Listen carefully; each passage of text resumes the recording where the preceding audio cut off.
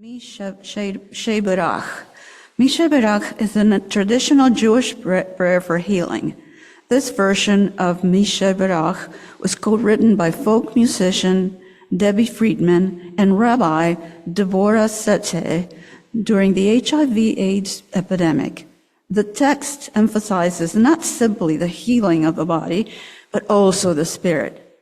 It is also a prayer for caregivers who toil tirelessly out of love. Now, Kelly will sing the first verse so that y'all can hear how it goes, and then the rest of the choir will join. And I'll be back.